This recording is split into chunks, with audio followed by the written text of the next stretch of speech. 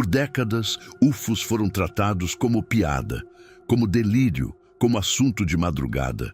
Mas agora, o governo dos Estados Unidos começou a liberar arquivos oficiais sobre fenômenos anômalos não identificados. E talvez a pergunta mais importante não seja o que eles mostram, mas por que decidiram mostrar isso agora? No dia 8 de maio de 2026, saiu o primeiro lote. Documentos, vídeos, fotos, relatos antigos, registros que estavam atrás de classificação oficial.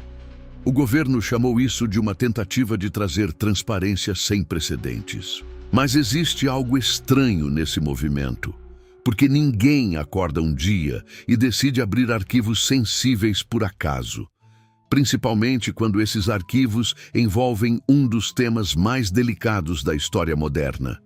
Objetos no céu que o próprio governo nem sempre conseguiu explicar. Antes, esse assunto ficava nas bordas. Relatos isolados, programas sensacionalistas, testemunhas desacreditadas. Agora, ele aparece em site oficial, em fala presidencial, em comunicado do governo, em vídeos liberados, em documentos organizados para o público. Isso muda o peso da pergunta.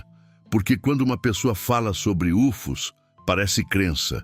Quando um governo arquiva, classifica e depois libera esses materiais, não é mais só crença. É registro, é memória institucional. É um país admitindo que guardou esse assunto por tempo demais. A versão oficial fala em transparência, mas transparência também pode ser controle de narrativa. Quando um tema cresce demais, o silêncio começa a custar caro. E talvez os Estados Unidos tenham percebido que, se não organizarem essa conversa, a internet vai organizar por eles. Esse é o ponto mais curioso. A liberação não parece um evento isolado. Ela vem depois de anos de audiências, relatórios, pressão pública, pilotos militares falando, vídeos oficiais circulando e uma mudança gradual na forma como instituições falam sobre o APIS. Antes, a reação era rir. Depois, virou investigar. Agora, virou publicar. E isso pode indicar que o desconhecido entrou em uma nova fase, não a fase da resposta final, mas a fase em que negar o assunto ficou menos útil do que abrir partes dele. E quando o governo libera em partes, uma nova pergunta aparece. O que veio primeiro? O que ficou para depois? E quem decidiu a ordem? Porque arquivos não são apenas documentos. Arquivos contam histórias, e a forma como eles são liberados também conta uma história. Talvez o primeiro lote não seja o mais importante pelo que revela. Talvez seja importante porque abre a porta. Depois da primeira liberação, novas levas podem vir, novos vídeos, novos relatórios, novas contradições, novos casos que antes só existiam dentro de pastas fechadas. E se a próxima grande revelação não vier como uma explosão? E se vier em camadas?